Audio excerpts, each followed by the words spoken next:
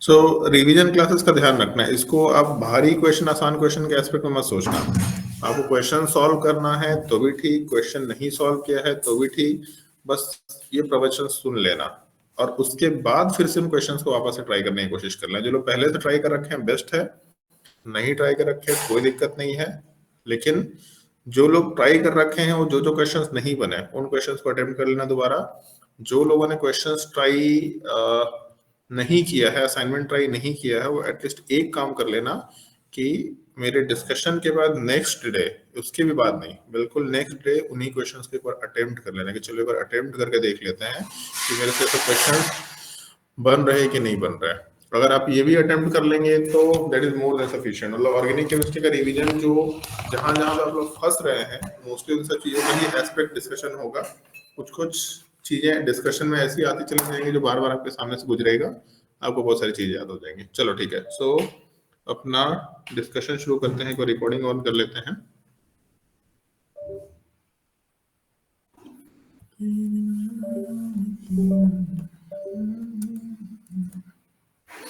कोई इंसान रिकॉर्डिंग भी कर लेना भाई, वो पता नहीं रिकॉर्डिंग में क्या दिक्कत आएगा।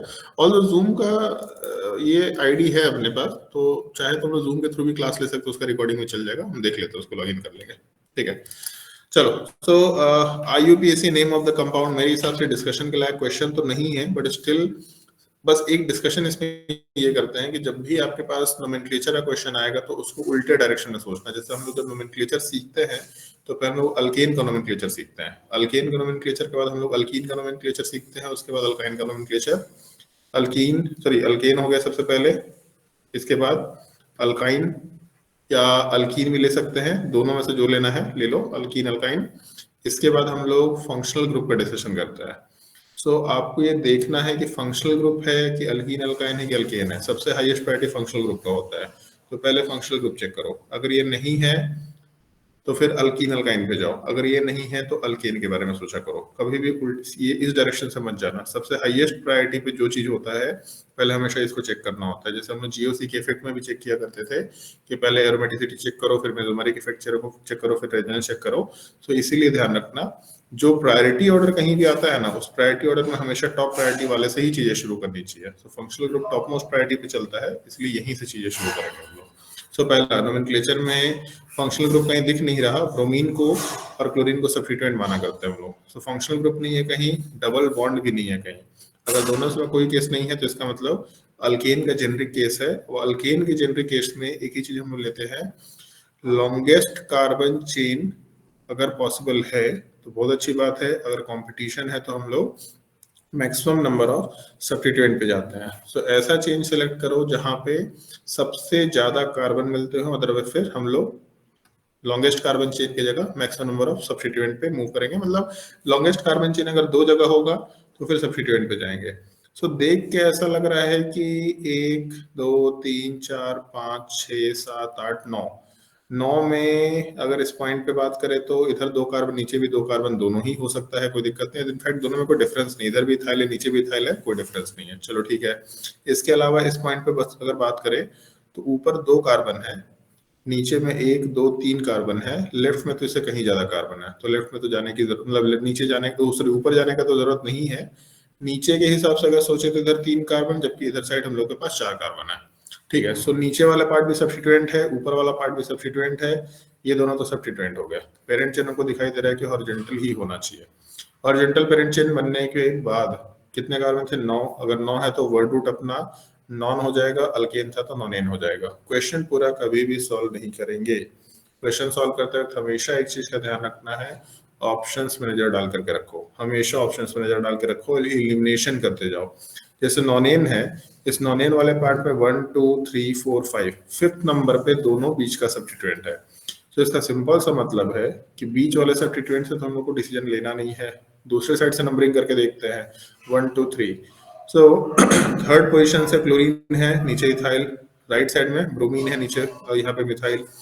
तो दोनों तरफ से जाने पे थर्ड पोजीशन पे ही पहला सब्स्टिट्यूएंट आ रहा, इसे डिसाइड नहीं कर सकते। थर्ड पोजीशन पे ही दूसरा भी सब्स्टिट्यूएंट आ रहा, इससे भी डिसाइड नहीं कर सकते। लाइक यहाँ पे क्लोरीन है, क्लोरीन के बाद इधर साइड ब्रोमीन दिख रहा, फिर अगला सब्स्टिट्यूएंट इधर थर्ड पोजीशन पे है, उसके आगे भी थर्ड पोजीशन पे है, इससे डिसाइड नहीं कर सकते। अगले सब्स्टिट्यूएंट पे जाएंगे, तो जब हम लोग तीसरे सब्स्टिट्यूएंट पे जाएंगे तो ये सब्स्टिट्यूएंट आएगा, वो तो दूसरे साइड से ही पांचवें पोजीशन पे आ रहा। तो नंबरिंग लेफ्ट से करो या राइट से करो, ज्यादा कोई फर्क नहीं पड़ रहा है। अगर आपको इसको और सिंपल तरीके से समझना है, ऑल्दो ये थोड़ा मुश्किल है तुम लोग के लिए सोच पाना, बट और सिंपल तरीके से सोचना है, तो ऐसा सोच के देखो कि कभी भी क्लोरीन ब्रोमीन आयोडीन को मत देखो, बस देखो यहाँ एक डब्बा है, यहाँ एक डब्बा है, यहाँ एक डब्बा है, यहाँ एक डब्बा है, यहाँ एक डब्बा है, यहाँ एक डब्बा है, तो एकदम बिल्कुल सिमेट्रिकल स्ट्रक्चर है। अगर इसको हम लोग बीच से ऐसे डिवाइड कर ले तो लेफ्ट राइट बिल्कुल सिमेट्रिकल है। इसका मतलब सिमेट्रिकल होने का सिंपल सा मतलब है कि नंबरिंग कहीं से भी करो कोई फर्क नहीं पड़ रहा पोजीशन वाइज, तब हम लोग अल्फाबेटिकल ऑर्डर पे मूव कर सकते हैं। सो लेफ्ट साइड में क्लोरीन है और इथाइल ग्रुप है, राइट साइड में मिथाइल है और ब्रोमीन है। ब्रोमीन का अल्फाबेटिकल ऑर्डर पहले आना चाहिए, मतलब ब्रोमीन के साइड से ही नंबरिंग होना चाहिए। सो अपने नोमेनक्लेचर में एक चीज देखो, यहाँ पे थर्ड पोजीशन पे ब्रोमो तो हर जगह ही दे रखा है, हर जगह पे, इसका मतलब ये सब ऑप्शन तो एग्जैक्टली सही है, कोई दिक्कत ही नहीं है। अब आगे चलते हैं, थर्ड के बाद फोर्थ, फिफ्थ, सिक्स, सेवेंथ, यहां तक के नोमेनक्लेचर की अगर बात करें, कोई बच्चा आया है एक बार ज्वाइन करा लेते हैं।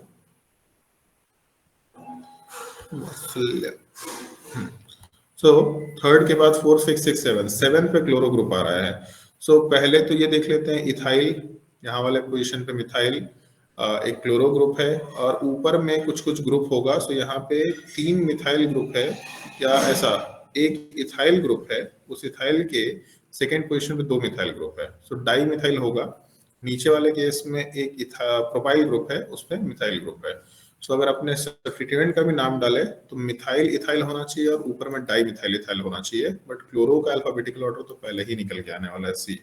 तो इसका सिंपल सा मतलब है ब्रोमो के बाद क्लोरो का नंबर आना चाहिए और क्लोरो पहले लिखा होना चाहिए। नोमेनक्लेचर अगर देख भी ले तो यहाँ पे डाई मिथाइल है, यहाँ पे मिथाइल है और फिर क्लोरो है। जो कॉम्प्लेक्स सब्स्टिट्यूएंट है उसके डाई ट्राई टेट्रा को अल्फाबेटिकल ऑर्डर में लेते हैं, तो ये पहले तो नहीं आएगा, एटलीस्ट क्लोरीन पहले आना चाहिए। तो लास्ट वाला ऑप्शन तो रिजेक्ट हो गया, इसको छोड़ देते हैं। चलो 7 पे क्लोरो लेके चल लेते हैं, ये तो तीनों ऑप्शन सही है। अब इसके बाद जो ऑर्डर है ना, हमको देख के मालूम पड़ रहा है ऑप्शंस में कि सब सिमिलर टाइप का है, केवल पोजीशन की बात है। सो हम लोग अल्फाबेटिकल ऑर्डर ऑप्शन में चेक करके देखते हैं कि भाई डाई मिथाइल पहले होगा कि इथाइल पहले होगा। ऑब्वियसली बात है डाई मिथाइल पहले होगा, ये भी ऑप्शन रिजेक्ट हो गया। इसके नीचे डाई मिथाइल पहले होगा, हाँ ठीक दिख रहा है। इथाइल पहले होगा, ये भी ठीक दिख रहा। मिथाइल लास्ट में होगा, ये भी ठीक है। और मिथाइल प्रोपाइल सबसे लास्ट में होगा, ये भी ठीक है। तो ये ऑप्शन ठीक दिख रहा है। उसके नीचे भी चेक कर लेते हैं, फिर से इथाइल पहले आ गया, मतलब ये ऑप्शन ही गलत है।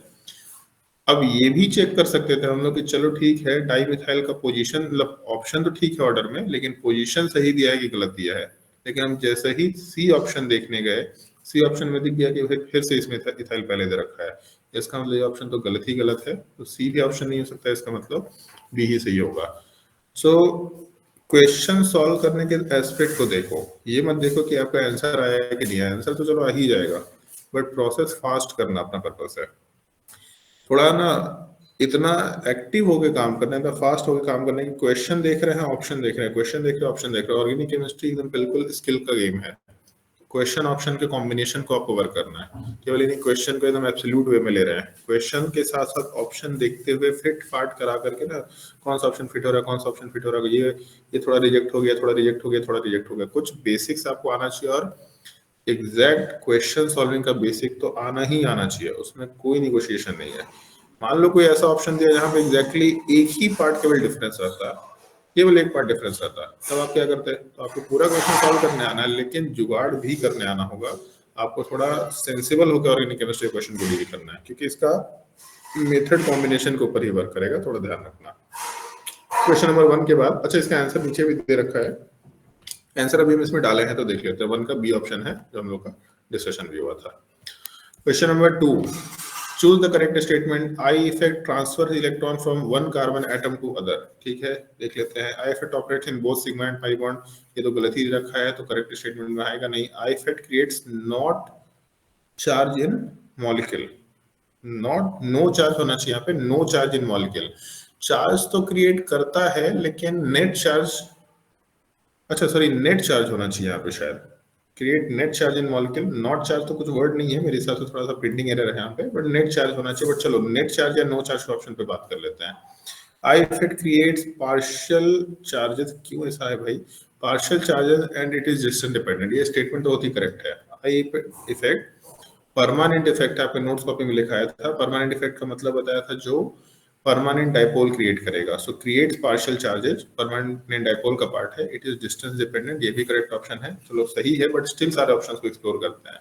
आई effect transfer electron from one carbon atom to other, one carbon atom to other नहीं है, हो सकता है कि इंडक्टिव इफेक्ट वाले पार्ट में हम लोग किसी एक ग्रुप के थ्रू इलेक्ट्रॉन की बात कर रहे हैं, ग्रुप से कार्बन इलेक्ट्रॉन अटैच्ड है, वो इलेक्ट्रॉन ट्रांसफर कर रहा हो, और ट्रांसफर करना थोड़ा अलग वर्ड होगा, ट्रांसफर का मतलब कंप्लीटली एक इलेक्ट्रॉन लूज कर गया, यहाँ part of the electron move करता है, तो इसलिए ट्रांसफर इलेक्ट्रॉन ये वर्ड थोड़ा गलत है, डिस्प्लेसेस इलेक्ट्रॉन वर्ड ज्यादा बेस्ट बेटर होगा।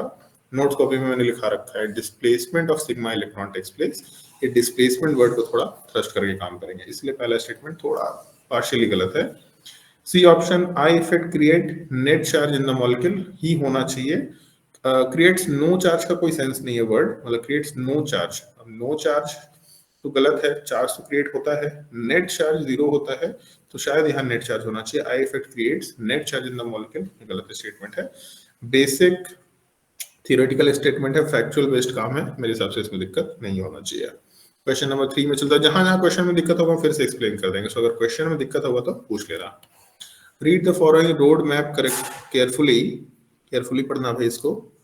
सो 1 फिनाइल 2 प्रोपेनॉल दे रखा, ठीक है, जो रोटेशन का एंगल है +33.02 डिग्री सेल्सियस दे रखा, इसका रिएक्शन अगर हम लोग के के साथ कराते हैं, के का मतलब पोटेशियम, अगर पोटेशियम के साथ कराते हैं तो ये रिएक्शन नंबर 1 है, और प्रोडक्ट में ठीक है कुछ कुछ बन रहा, ये हम लोग रिएक्शन डिस्कशन किए थे, सोडियम मेटल टेस्ट, एक ऐसे ही डिस्कशन हुआ था रिवीजन में, Na मेटल टेस्ट, Na की जगह सोडियम आ जाए सेम ही काम होगा, सोडियम इलेक्ट्रॉन लूज करेगा, और जो एक्टिव हाइड्रोजन है, एक्टिव हाइड्रोजन मतलब OH से अटैच्ड वाला पार्ट या OH का हाइड्रोजन, इसको हटा करके यहाँ पे माइनस चार्ज बनाएगा, जिसके साथ K+ आएगा, वही नीचे दे रखा है, ये हम लोग के विलियमसन सिंथेसिस ऑफ ईथर में ऐसा रिएक्शन आता है।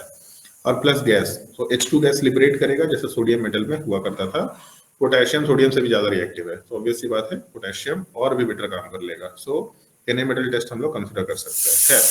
सो पहले स्टेप में रिएक्शन हुआ, ठीक है, फिर ETOTS मतलब टोसाइलेट का रिएक्शन दिया है, SN2 टाइप का रिएक्शन आसानी से हो सकता है, नेगेटिव चार्ज ऑक्सीजन का है, वो इलेक्ट्रॉन कोऑर्डिनेट करके यहाँ से OTS को हटाएगा, तो ऑक्सीजन के ऊपर C2H5 या ET ग्रुप आ जाना चाहिए, चलो वही यहाँ पे बना रखा है, ठीक है, ये रिएक्शन 2 था।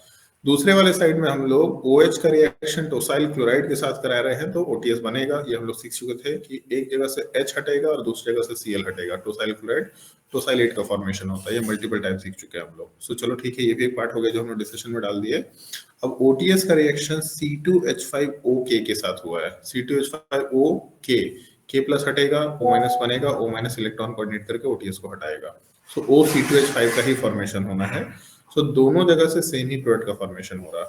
अच्छा, सो हमको समझ में आ रहा है स्टीरियो केमिस्ट्री का सवाल है, बेसिकली स्टीरियो केमिस्ट्री का ऑप्शन देख लेते हैं। हाँ ठीक है, स्टीरियो केमिस्ट्री का सवाल है। सो पहला चीज थोड़ा ढंग से इसको देखना, ऐसा क्वेश्चन हम लोग डिस्कस कर चुके हैं।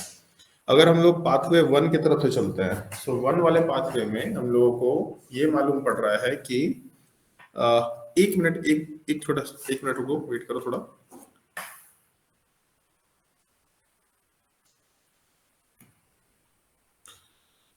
Hello,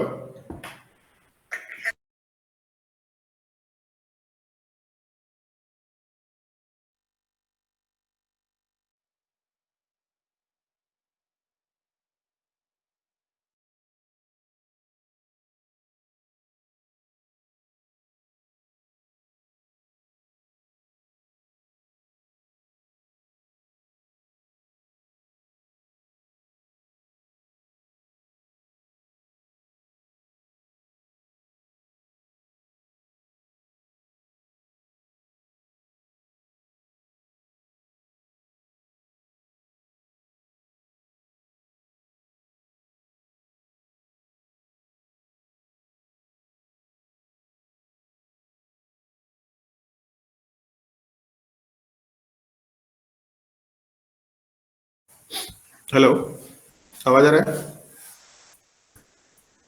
yes sir. हाँ, चलो, तो स्टीरियोकेमिस्ट्री का सवाल दिख रहा है सीधा सीधा। पहले स्टेप की बात करते हैं। तो अगर पहले स्टेप का डिस्कशन करेंगे तो पहले स्टेप में रिएक्शन कहाँ पे हुआ, ये हम लोग एक डिस्कशन किए थे कि जिस एटम पे रिएक्शन होता है उसी के स्टीरियोकेमिस्ट्री की हम लोग बात करते हैं। मतलब जिस एटम पे रिएक्शन होगा एग्जैक्टली उसी एटम पे ही स्टीरियोकेमिस्ट्री चेंज होगा। तो पहले केस में ऑक्सीजन पे रिएक्शन हुआ, मतलब वहां पे स्टीरियोकेमिस्ट्री चेंज होना है, लेकिन ऑक्सीजन पे दो लोन पेयर है, मतलब आगे वाले प्रोडक्ट में ये जो कायरल सेंटर है, इस कायरल सेंटर पे कोई चेंजेस नहीं होने वाला है। तो ठीक है, अगर पहले वाले में कायरल सेंटर के पार्ट पे कोई कंफिग्रेशन चेंज नहीं हो, तो पहले आर था तो फिर प्रोडक्ट में भी आर ही रहेगा। हाँ, एक चीज ध्यान रखना, हो सकता है कि जो प्रोडक्ट बना है वो प्रोडक्ट क्योंकि चेंज हो चुका है, तो हो सकता है कि जो ऑप्टिकल रोटेशन का वैल्यू चेंज हो जाए, क्योंकि ऑप्टिकल रोटेशन का कोई लेना देना नहीं रहता है कन्फिग्रेशन से, लेकिन configuration will remain same.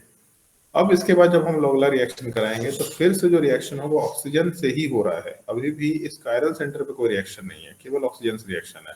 Oxygen वाला पार्ट इथाइल इलेक्ट्रॉन कोऑर्डिनेट करेगा और कोऑर्डिनेट करके आगे प्रोडक्ट का फॉर्मेशन करेगा।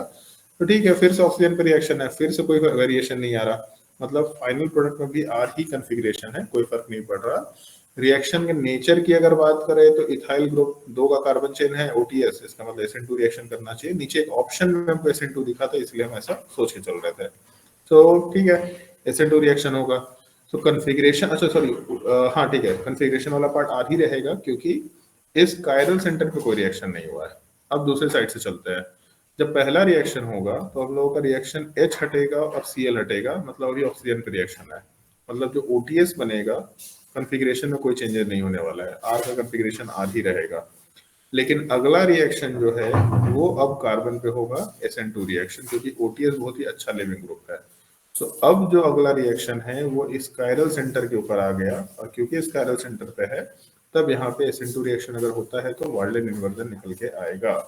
अगर वार्लेन इन्वर्जन निकल के आया, क्योंकि 2 डिग्री कार्बन है और 2 डिग्री में लिविंग ग्रुप बहुत अच्छा है, न्यूक्लियोफाइल भी बहुत अच्छा है, ठीक है, वर्ल्ड इन्वर्जन हो सकता है, कोई दिक्कत नहीं है। कन्फिग्रेशन केवल उल्टा हो जाएगा, मतलब प्रोडक्ट में एस कन्फिग्रेशन निकल के आ जाना चाहिए, ऐसा बोल सकता है। जो ऑप्टिकल रोटेशन का वैल्यू है उसका कोई पता नहीं है, वो तो कुछ भी हो सकता है, but anyway both the ether obtain by the two routes have equal but opposite optical rotation.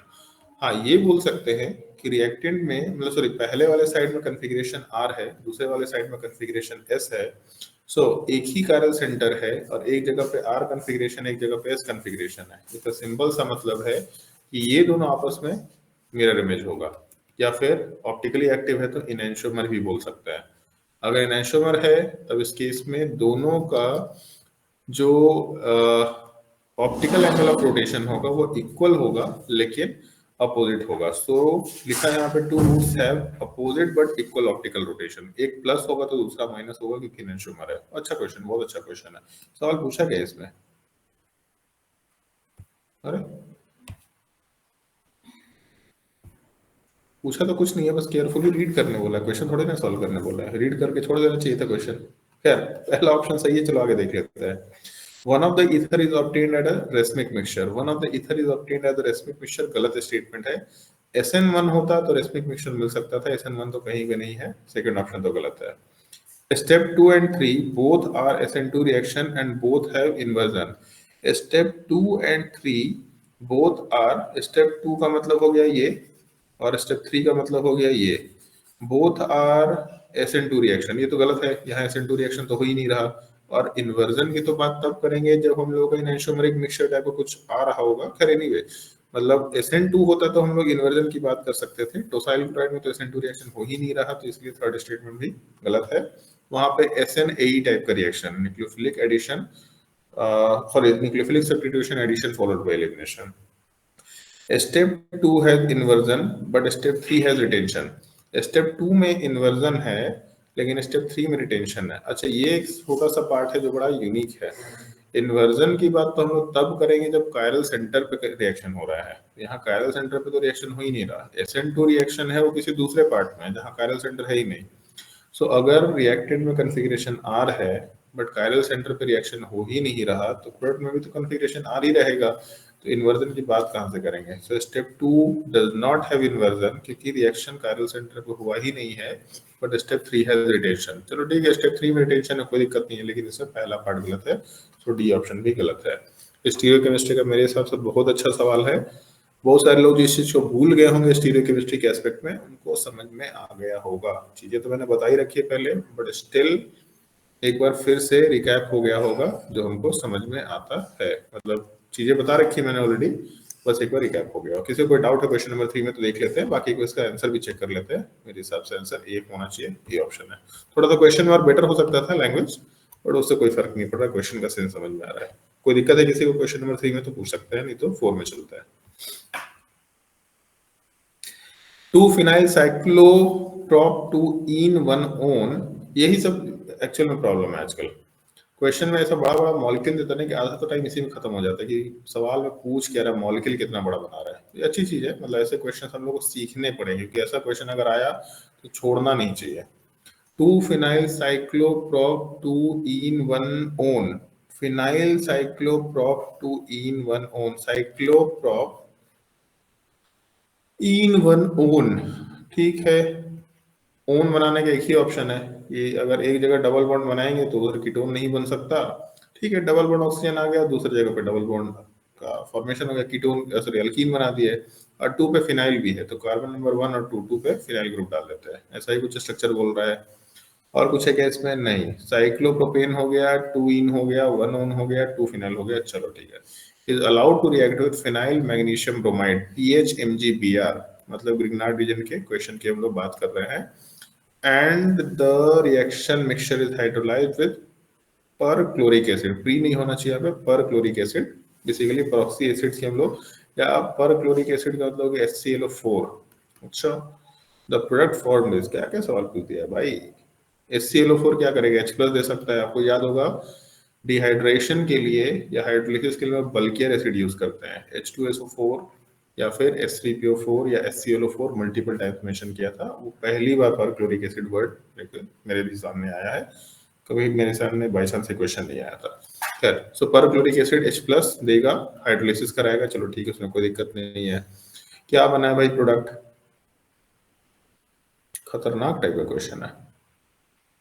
अच्छा अच्छा अच्छा, एक तो हमको सिंपल क्वेश्चन ये दिख रहा है कि जो हम लोगों का पीएच ग्रुप है, रेजोनेंस हो रहा है क्या? रेजोनेंस तो बहुत बढ़िया तरीके से हो रहा है। एक ऑप्शन है कि पीएच वाला पार्ट इलेक्ट्रॉन कोऑर्डिनेट करेगा, और जब इलेक्ट्रॉन कोऑर्डिनेट करेगा तो O के ऊपर माइनस चार्ज बनेगा, जिसको OH में कन्वर्ट कर सकते हैं, पीएच डबल बॉन्ड के साथ पीएच। एक ये ऑप्शन ले सकते हैं। ऐसा कहीं ऑप्शन दे रखा है क्या? एक जगह तो दिख रहा है। हाँ, ऐसा ऑप्शन ट्राई किया जा सकता है, क्योंकि बी ऑप्शन तो एक्सप्लोर करने लायक बिल्कुल नहीं है। कार्बन पे 2 पीएच ग्रुप, ऐसा ऑप्शन दिख रहा है क्या एक्सप्लोरेशन में? ट्राई करके देखें। अगर ये पार्ट रेजोनेंस में जाता है तो हम लोगों के केस में, हाँ ये भी ऑप्शन दिख सकता है यार, बढ़िया क्वेश्चन हो गया। मतलब ये क्वेश्चन पूछना नहीं है आप लोगों के सवाल में, बट एनीवे O- बना, यहाँ डबल बॉन्ड का फॉर्मेशन हुआ, सॉरी चलो मैं एक बार एक्सप्लेन कर देता इसको ढंग से। मान लेते हैं कि इस पार्ट में रेजोनेंस हुआ, यहाँ पे रेजोनेंस हो सकता है। अगर रेजोनेंस होगा तो pi bond double bond oxygen की तरफ जाएगा, बॉन्ड को ब्रेक करके आगे लेके जाएंगे। सो 3 मेंबर रिंग, इसमें O के ऊपर माइनस चार्ज, यहाँ पे पाई बॉन्ड का फॉर्मेशन, और जो पीएच और पीएच ग्रुप है वैसे वैसे ही रहेगा। और क्योंकि पॉजिटिव चार्ज यहाँ स्टेबल भी है, बेंजीन का रेजोनेंस भी उसको मिल रहा है, तो चलो बनाया जा सकता है। तो उसमें एक ही डाउट है कि पॉजिटिव चार्ज स्टेबल होगा? हाँ बिल्कुल स्टेबल होगा, हाँ ठीक है, स्टेबिलिटी तो है पॉजिटिव चार्ज के ऊपर। सो यहाँ पॉजिटिव चार्ज अगर आएगा तो पीएच MgBr यहीं पे ऐड होगा। अच्छा, और अगर यहाँ पीएच MgBr ऐड हुआ, एक ही कार्बन के ऊपर 2 पीएच ग्रुप होंगे, और O- जो बना है, जब हम लोग हाइड्रोलिसिस कराएंगे तो पहले O- पे H+ गेन होगा, OH का फॉर्मेशन होगा, और जो OH का फॉर्मेशन होगा टॉटोमराइजेशन करा के फिर से कीटोन में कन्वर्ट हो जाएगा। अगर फिर से कीटोन में कन्वर्ट हो गया, इसका मतलब बहुत बढ़िया, तो बी ऑप्शन भी दिख रहा है। अच्छा, सर स्टेरिक क्राउडिंग का फैक्टर नहीं हो जाएगा? नहीं, स्टेरिक क्राउडिंग का फैक्टर नहीं, 2 बेंजीन बहुत बड़ा स्टेरिक क्राउडिंग थोड़ी है। PHMGBR है तो 1-2 एडिशन ही होना चाहिए। नहीं, एक्चुअली पीएच MgBr की वजह से 1-2 एडिशन नहीं हो रहा है।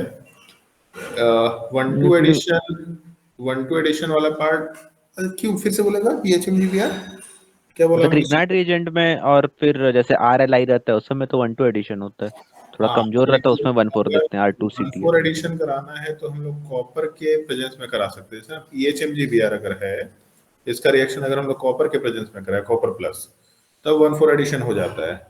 और ऐसा क्यों होता है कि कोई पॉजिटिव चार्ज की स्टेबिलिटी आ जाता है।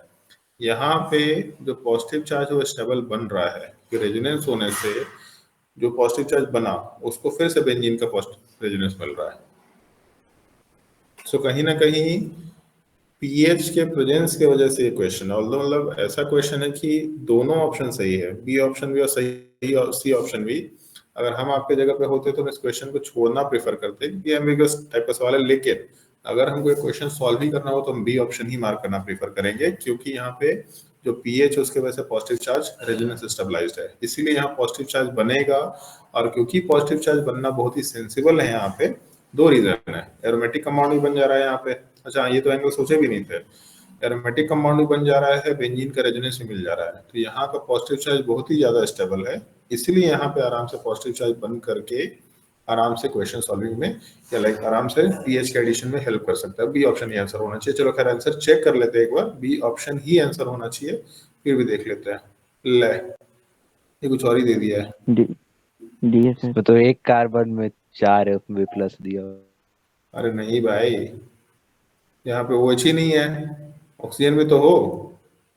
सर वहाँ एरोमेटिक करेक्टर हो जा रहा है सर, इसलिए उसको वहाँ पे छोड़ दिया अरे गया। तो चार्ज तो देख, एरोमेटिक करेक्टर दिख रहा है, दो पीएच रिंग ऐड हो गया ना, OH भी तो हो। OH कहाँ गया, ये कार्बन कहाँ से आ गया।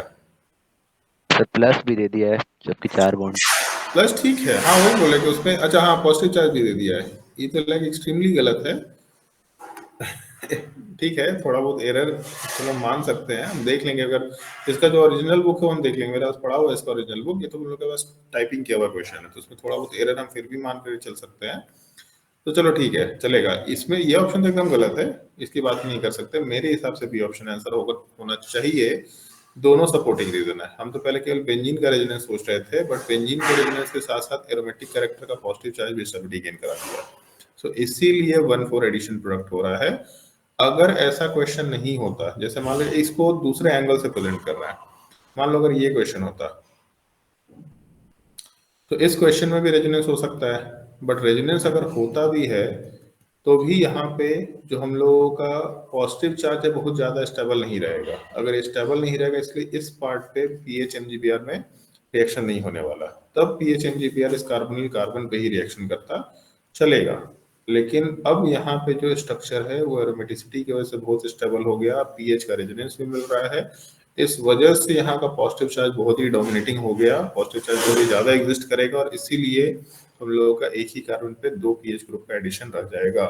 इसलिए ऑप्शन बी आंसर होगा। फोर्थ ऑप्शन ही गलत है। वो ये मत सोचना कि एरोमेटिक इसलिए बनेगा, अरे बन तो जाएगा, एक ही कार्बन पे 4 बॉन्ड है, दूसरा ऑक्सीजन कहाँ गया, ऑक्सीजन हवा में थोड़ी ना चला जाएगा। इसलिए उस सेंस में तो सोचना ही मत, भूल के ही मत सोचना।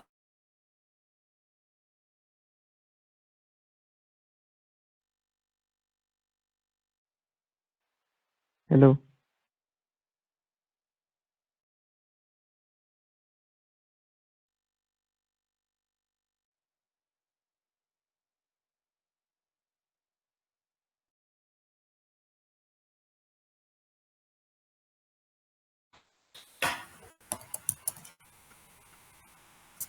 हेलो।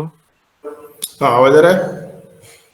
ये सर आ रहा है। हाँ देखिए, लाइट चला गया यार, पता नहीं क्या दिक्कत है जिंदगी में।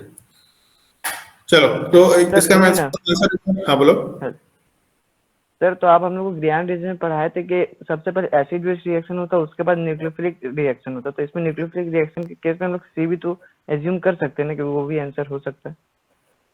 तो फिर से बोले एक बार। एसिड बेस रिएक्शन के बाद हम लोग सेकंड प्रायोरिटी हम लोग ये न्यूक्लियोफिलिक एडिशन में देते हैं ना सर। बिल्कुल देते हैं। तो इसमें सी भी तो हो सकता है आंसर में। न्यूक्लियोफिलिक एडिशन ही करा रहे हैं सर हम, ये जो करा रहे हैं ना 1,4 एडिशन, जैसे न्यूक्लियोफिलिक एडिशन ही तो है। यहाँ पे जो न्यूक्लियोफाइल है कार्बोनिल कार्बन पे जाता है, लेकिन उसकी जगह पे फिर यहाँ चला जाता है क्योंकि रेजोनेंस हो रहा है, यहाँ पॉजिटिव चार्ज है। न्यूक्लियोफाइल का जो एडिशन है वो। Yes sir yes sir. Yes sir yes sir.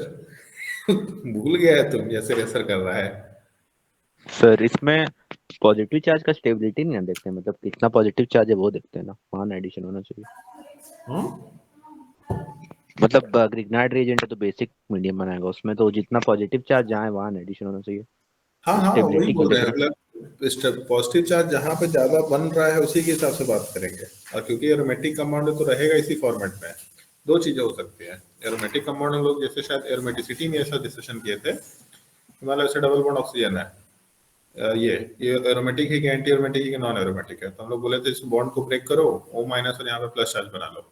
अब ये रिंग एरोमेटिक है तो एरोमेटिक है और मॉलिक्यूल मैक्सिमम इसी फॉर्म में रहना चाहेगा, लेकिन ये पॉजिटिव चार्ज ज्यादा स्टेबल है, या फिर इसी का दूसरा एक रेजोनेटिंग स्ट्रक्चर बना के देख लेते हैं, ये पॉजिटिव चार्ज ज्यादा स्टेबल है। तो अभी तो बोलेंगे चलो यार ऊपर वाला ही ज्यादा स्टेबल है, प्लस माइनस बगल में है ज्यादा स्टेबल है, लेकिन अगर यहाँ बेंजीन रिंग है तो इसको रेजोनेंस में मिल रहा है बेंजीन का, एरोमेटिसिटी प्लस बेंजीन का रेजोनेंस मिल रहा है, बहुत ही डोमिनेटिंग फैक्टर हो गया। इसीलिए यहाँ पे क्वेश्चन में ऑप्शन आ गया हम लोग के पास। तभी कौन आ गया भाई ना जल्दी, तो इसलिए अच्छा क्वेश्चन, मतलब क्वेश्चन हम आसान नहीं बोल रहे, क्वेश्चन बहुत अच्छा है। आप रेजोनेंस के रैंक बूस्टर की हम बात कर रहे हैं, छोटा मोटा क्वेश्चन इसको मत समझना, क्वेश्चन बहुत अच्छा है। मेरे लाइफ में भी पहली बार आ रहा है कि हम कभी सॉल्व नहीं करा ये सब क्वेश्चन। कुछ क्वेश्चन इसका पार्ट हम लास्ट ईयर सॉल्व कराए थे, ये क्वेश्चन मेरे लिए नया है, बट अच्छा क्वेश्चन है, वर्थ डिस्कशन है। मेंस के लिए बहुत रिलेवेंट नहीं बोलेंगे, लेकिन आपके ज्ञान चक्षु खोलने के लिए बढ़िया रिलेवेंट है। 1-4 एडिशन से आपको समझ में आएगा। खैर चलो आगे बढ़ते हैं, इसको हम चेक कर लेंगे, क्रॉस चेक कर लेंगे। मेरे हिसाब से आंसर बी होगा, डी ऑप्शन आंसर हो नहीं सकता। ये भी होता है ना, आंसर अगर मार्क करवा रहा है तो उसमें कोई ऑप्शन बी बोला तो आदमी बी को डी सुन लेता है, ये भी पॉसिबिलिटी हो सकता है। खैर क्वेश्चन नंबर 5 पे चलता है। क्वेश्चन नंबर 5 वाले पार्ट में the major product of the following reaction would be, ये मेरे हिसाब से जहां तक हमको ध्यान है बुकलेट का सवाल है शायद, बट एनीवे रिएक्शन में नहीं, बुकलेट का सवाल तो नहीं यार। अच्छा सवाल है। पहला चीज, अल्कीन दे रखा, ब्रोमीन दे रखा, नाइट्रोजन दे रखा। सो नाइट्रोजन का तो ब्रोमीन के साथ कोई ऐसा रिएक्शन नहीं होता है। ब्रोमीन के साथ अगर रिएक्शन भी होता है तो KOH होना चाहिए और अमाइड होना चाहिए। नाइट्रोजन का कोई रिएक्शन सच नहीं है, लेकिन अल्कीन का ब्रोमीन के साथ रिएक्शन है। तो जब हम लोग अल्कीन का रिएक्शन ब्रोमीन के साथ कराते हैं तो बगल वाले कार्बन के ऊपर, रात को किसका कंपनी में कॉल आने लग गया, डबल बॉन्ड के ऊपर अगर हम लोग ब्रोमीन का एडिशन कराते हैं Br2 के, तो बगल वाले कार्बन के ऊपर 2 ब्रोमीन ग्रुप का एडिशन हो जाता है। चलो ठीक है, बट ब्रोमोनियम इंटरमीडिएट का फॉर्मेशन होता है। बहुत अच्छा सवाल है ये। साइक्लिक इंटरमीडिएट का फॉर्मेशन होता है और उसके बाद दूसरा, चलो स्टेप हम रिपीट कर देते हैं। पहले साइक्लिक इंटरमीडिएट का फॉर्मेशन होता था, फिर दूसरे स्टेप में Br- फिर से इलेक्ट्रॉन कोऑर्डिनेट करके ब्रोमीन को हटाता था। क्यों Br- रिएक्शन करता था? क्योंकि यही न्यूक्लियोफाइल था। लेकिन जब इसकी जगह वाटर ले लेते थे, ब्रोमीन वाटर एडिशन, तो फिर water as a nucleophile behave करता था। अब इसीलिए अच्छा क्वेश्चन है, थोड़ा इसको ढंग से देखो। हम लोग के ब्रोमोनियम आयन बनने के बाद नॉर्मली जो Br- होता वो रिएक्शन करता, लेकिन यहाँ पे एक इंटरनल न्यूक्लियोफाइल भी प्रेजेंट है और इसीलिए इंटरनल न्यूक्लियोफाइल इलेक्ट्रॉन कोऑर्डिनेट करेगा। अब डिपेंड करता है रिंग का साइज क्या है। तो नाइट्रोजन पहला एटम है, अगर उधर इलेक्ट्रॉन कोऑर्डिनेट किया नीचे वाले कार्बन पे, तो नाइट्रोजन पहला एटम, दूसरा एटम, तीसरा, चौथा, पांचवा, और दूसरी साइड से 1 2 3 4 और इधर 5, मतलब दोनों तरफ 5 मेंबर रिंग बनेगा। अगर नाइट्रोजन दूसरे साइड से जाता है, मान लो ये स्टेप ना लेकर के हम लोग इस साइड इलेक्ट्रॉन कोऑर्डिनेट कराए, तो 1 2 3 4, एक तरफ 4 मेंबर रिंग बनेगा और दूसरे तरफ 1 2 3 4 5 6, 4 और 6 मेंबर रिंग बनेगा। नाइट्रोजन को इंक्लूड करके 4 और 6 बनना चाहिए। पहला ऑप्शन तो है ही नहीं, पहला ऑप्शन नॉर्मल जिंदगी, ठीक है। लोग यही सोचेंगे कि यही बनना चाहिए, बगल वाले कार्बन पे ब्रोमीन, एंटी एडिशन होगा, एक सॉलिड होगा, एक डैश होगा। तो पहला ऑप्शन यही सोचेंगे, जो कि गलत है, क्योंकि इंटरनल न्यूक्लियोफाइल है यहाँ पे। इंट्रामोलिकुलर रिएक्शन का एक क्वेश्चन हम लोग कभी तो सॉल्व किए थे, बुकलेट में हमको ध्यान है, बस वो ओपन स्ट्रक्चर था, ऐसा ओपन टाइप का स्ट्रक्चर था OH, और यहाँ पे ब्रोमीन दे रखा था, डबल बॉन्ड और ब्रोमीन का एडिशन। यहाँ पे मॉलिक्यूल एक साइक्लिक है, उसके अंदर इंट्रामोलिकुलर रिएक्शन है। तो एक कार्बन पे ब्रोमीन जाएगा और दूसरा इंट्रामोलिकुलर रिएक्शन में जो पहली पॉसिबिलिटी हम डिस्कस किए थे कि नाइट्रोजन नीचे वाले कार्बन पे इलेक्ट्रॉन कोऑर्डिनेट करके 5 मेंबर रिंग बनाएगा।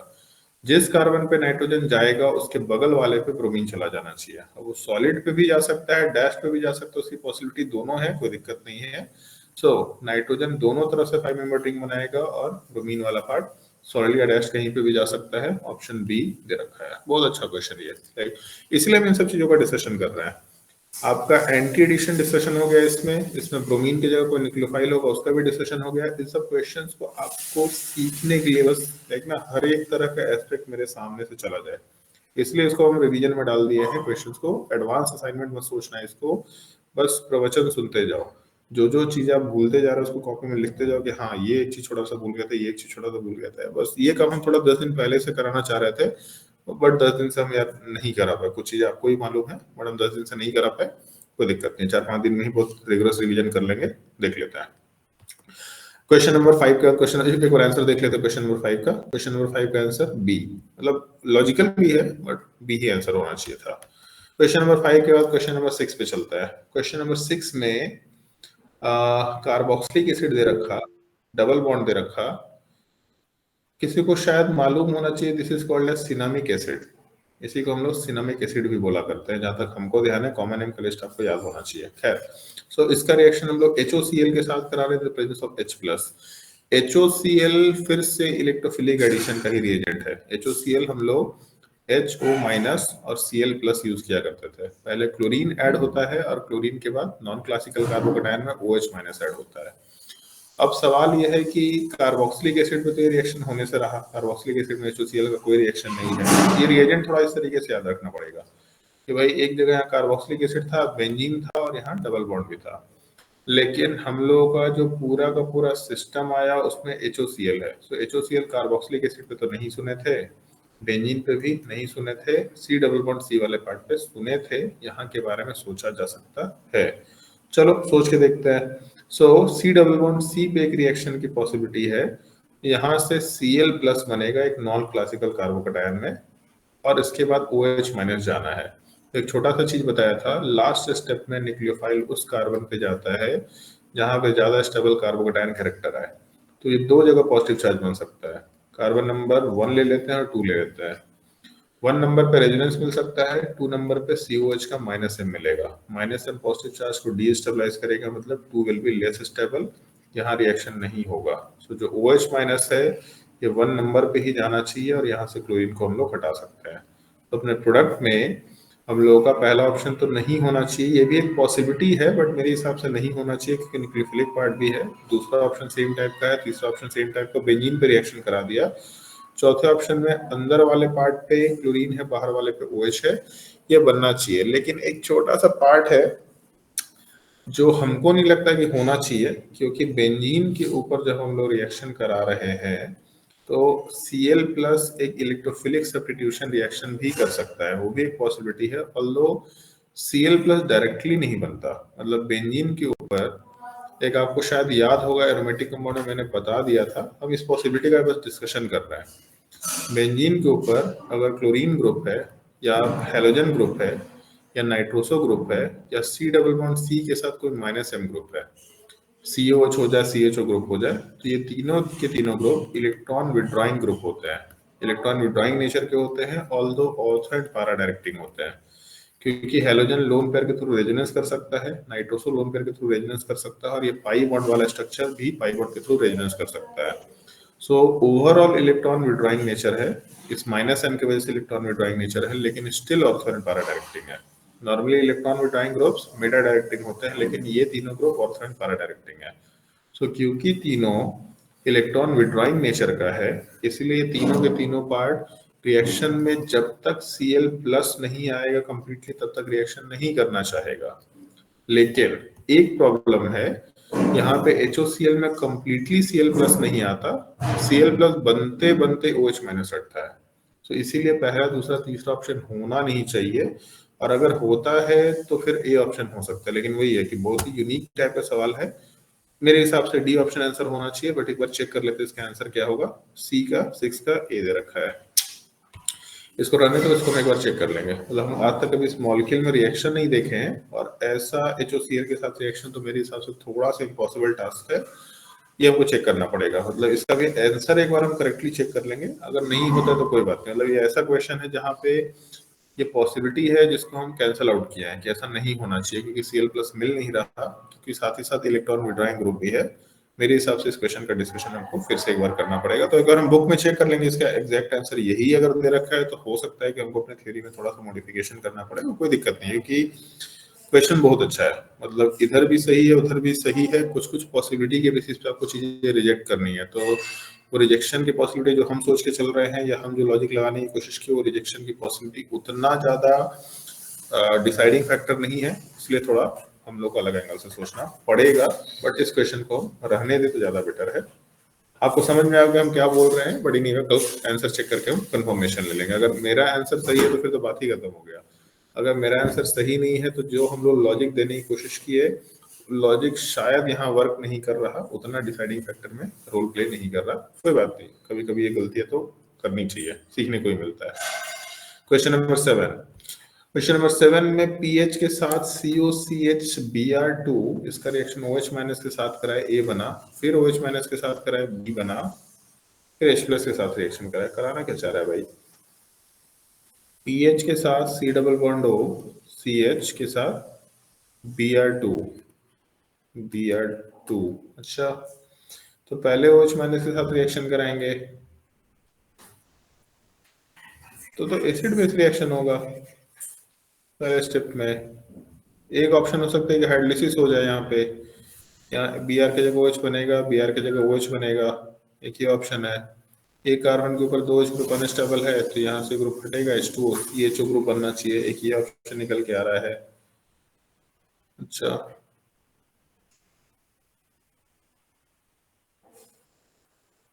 क्या बनाना चाह रहा है ये समझ नहीं आ रहा मेरे।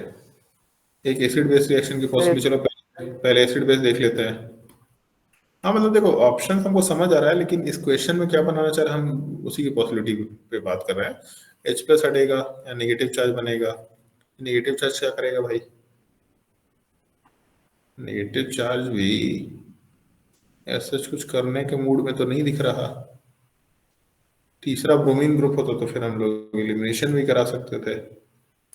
अच्छा, सर न्यूक्लियोफाइल रिएक्शन कर दीजिए ना कार्बोनिल कंपाउंड से, क्योंकि वहाँ पॉजिटिव चार्ज वो विनाइल भी के वो कारण भी है। वो भी एक पॉसिबिलिटी पे आ रहे हैं, उसी की एक पॉसिबिलिटी पे आ रहे हैं कि नॉर्मली आपको याद होगा क्लोरल मॉलिक्यूल जो है वो स्ट्रक्चर बना पाता है। क्लोरल मॉलिक्यूल बेसिकली रिएक्शन में पार्टिसिपेट कर लेता है, वो भी एक पॉसिबिलिटी पे देख लेता है। तो यहाँ पे न्यूक्लियोफिलिक एडिशन कराएंगे तो OH बनेगा, OH बनेगा, हाइड्रोजन बॉन्डिंग हो सकता है, तो एक OH तो आ गया, दूसरा OH कहाँ जाएगा? सब्स्टिट्यूशन नहीं हो सकता? सब्स्टिट्यूशन ही हमको कराना पड़ रहा है, हमको वही देखने में लग रहा है कि चलो वही कर लेते हैं। एक ब्रोमीन हटा, एक एक OH आ गया, दूसरा ब्रोमीन हटा, दूसरा OH आ गया। SN2 की रिएक्शन हो जाए, या फिर वो O माइनस एक लिविंग ग्रुप को हटा दे। O माइनस एक लिविंग ग्रुप को हटा दे, तो जबरदस्ती कुछ कुछ थोड़ी ना कराते रह जाएंगे भाई, जो मनवा में वो करा देगा। अरे यार मेरा मेरा बैटरी डाउन हो गया भाई, थोड़ा ध्यान रखना यार, रुक जाओ। मेरा नहीं, लैपटॉप का बैटरी डाउन हो गया है। क्या हो सकता है भाई? Br2 OH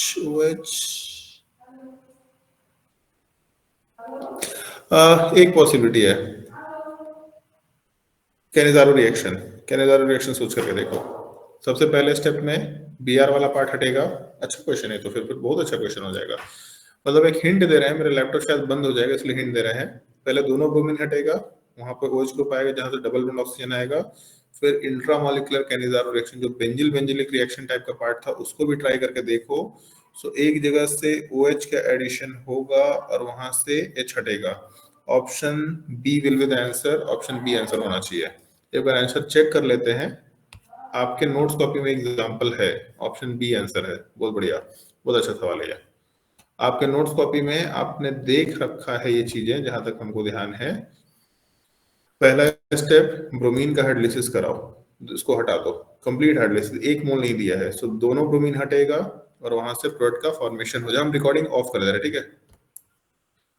ब्रोमीन जो है वो हटेगा, दोनों जगह पे OH आएगा, एक कार्बन पे 2 H ग्रुप अनस्टेबल है, डबल बॉन्ड ऑक्सीजन बनेगा। सो पीएच के साथ C डबल बॉन्ड ऑक्सीजन, या मेरा डिजिटल पैड भी काम नहीं कर रहा, सो कनेक्ट नहीं हो रहा, पता नहीं क्या दिक्कत है। माउस से कर ले क्या? हाँ ठीक है। सो पहले स्टेप में दोनों के दोनों ब्रोमीन ग्रुप हटेगा और जो कार्बन है उसके ऊपर डबल बॉन्ड ऑक्सीजन बनेगा। सो यहाँ पे एल्डिहाइड कीटोन का ग्रुप है विदाउट एनी अल्फा हाइड्रोजन है ही नहीं। अगर अल्फा हाइड्रोजन नहीं है तो ऑब्वियसली बात है, अगर नेक्स्ट स्टेप में OH माइनस डालेंगे तो हम लोग का OH माइनस हम लोग इसमें ऐड करेंगे तो हम लोग, एक मिनट यार ये भी ऑफ कर लेते हैं। हाँ, सो OH माइनस जब वो ऐड करेंगे वो इंट्रामोलिकुलर कैनिजारो रिएक्शन करेगा, बाहर वाले पे OH ऐड होगा, बाहर वाले का ऑक्सीडेशन होकर कार्बोक्सिलेट आयन बनेगा, अंदर वाले पे डबल बॉन्ड ऑक्सीजन OH में कन्वर्ट होगा। सो पहले स्टेप में कार्बोक्सिलेट आयन बना और OH बना, और लास्ट स्टेप में एसिडिफिकेशन करा के कार्बोक्सिलिक एसिड बना है। बहुत अच्छा क्वेश्चन है, मतलब कैनिजारो रिएक्शन को एक स्टेप फर्दर बढ़ा दिया है, हाइड्रोलिसिस प्लस कैनिजारो रिएक्शन। इसीलिए हम बोल रहे सब क्वेश्चन सुनना है। कैनिजारो रिएक्शन भी आपके रिकॉलेशन में आ गया, थोड़ा टाइम कम है, बैटरी मेरा डिस्चार्ज हो गया इसलिए थोड़ा सर फास्टली। 3 मोल थोड़ी दिया हुआ है, मैंने इसका 2 ही दिया है ना। और कोई दिक्कत नहीं, उसका डिस्कशन कर लेंगे। अभी बैटरी मेरा बंद हो जाएगा लैपटॉप, तो इसका जो बचा हुआ 2 क्वेश्चन है, इन दोनों क्वेश्चन का सॉल्यूशन बना करके हम ग्रुप में डाल देंगे, डिस्कशन कर लेंगे। आपको अगर कुछ सुनना होगा, कुछ डिस्कशन करना हो तो ग्रुप में पूछ सकते हैं। क्वेश्चन नंबर 7 का भी डिस्कशन हम लोग लाइट आएगा तो अगर मौका मिले तो करेंगे, नहीं तो कल से करना शुरू कर देंगे। इस क्वेश्चन में जो भी डाउट होगा अपने हिसाब से सोच लेना, कोई दिक्कत नहीं है, उसमें पूछ लेना ग्रुप में डाल के, सर इसमें ये भी तो हो सकता है, वो भी तो हो सकता है, कर लेंगे डिस्कशन। बट बहुत अच्छा क्वेश्चन है ये, हाइड्रोलिसिस प्लस कैनिजारो रिएक्शन हम तो नहीं देखे ऐसा कॉम्बिनेशन, मजा आ गया क्वेश्चन सॉल्व करके। ठीक है, सो ठीक है, 7 ही क्वेश्चन डिस्कशन हुआ। ये सब असाइनमेंट डिस्कशन करने में 1 घंटा तो लगेगा, 1 घंटा सवा घंटा। कल हो सकता है कि हम 2-3 असाइनमेंट्स का डिस्कशन करें, एक और असाइनमेंट आपके ग्रुप में भी आ जाएगा, 2 असाइनमेंट आ जाएगा, उसको सॉल्व करने की कोशिश करना। आने वाले 6-7 दिन में एटलीस्ट 10 से 12 असाइनमेंट हम सॉल्व कर लेंगे, तो दैट विल बी सफिशिएंट। उसमें टेस्ट वेस्ट का भी काम हो जाएगा, PHCOH और PHME को कैसे डिस्टिंग्विश कर सकते हैं। सो NaHCO3 टेस्ट से हम लोग डिस्टिंग्विश कर सकते हैं आराम से, कोई दिक्कत नहीं है। KMnO4 से डिस्टिंग्विश हम लोग कर तो सकते हैं, ऑक्सीडेशन हो जाएगा, बट H2O से कैसे डिस्टिंग्विश करेंगे। एसिड बेस रिएक्शन तो कर सकते हैं, हाँ ठीक है। H2O प्लस PHCOH ये क्या बोलते हैं, थोड़ा एक्सोथर्मिक रिएक्शन करेगा, acid plus water. All of these answer होना चाहिए। ये हम लोग के प्रैक्टिकल ऑर्गेनिक केमिस्ट्री का पार्ट है, ये भी एक डिस्कशन हो गया। लास्ट वाले क्वेश्चन को हम छोड़ देते हैं, इसको खुद से ट्राई करके देखो। Although white precipitate with ammoniacal silver nitrate दे रखा, मतलब बेसिकली हम लोग टॉलरेंस टेस्ट की बात कर रहे हैं। ये पार्ट टर्मिनल अल्काइन के लिए होता है। टर्मिनल अल्काइन मतलब विल नॉट गिव, तो इंटरनल अल्काइन नहीं देगा, इंटरनल अल्काइन नहीं देगा, अल्कीन तो देगा ही नहीं। ऑल ऑफ दीज आंसर होना चाहिए। तो ऑप्शन 9 टॉलरेंस टेस्ट कौन नहीं दे रहा, टर्मिनल अल्काइन देता है, उसी के डिस्कशन का पार्ट है। क्वेश्चन नंबर 8 भी हम लोग डिस्कशन कर चुके हैं। कोई डाउट है अगर तो ग्रुप में डाल दो, बाकी हम लोग असाइनमेंट नंबर 2, 3, 4 कल डिस्कशन कर लेंगे। टाइमिंग आपको कोऑर्डिनेट कर लेंगे, कल डिस्कशन हो जाएगा। ठीक है, अब एक लिए क्लास समाप्त कर रहे हैं। कुछ पूछना है किसी? सर। चलो ओके, हाँ सर पूछना है बोलो। सर, वो थोड़ा केमिकल बॉन्डिंग का है। व्हाट्सएप भेज दे, व्हाट्सएप कर देने तो टेलीग्राम पे भेज दे। ठीक है सर।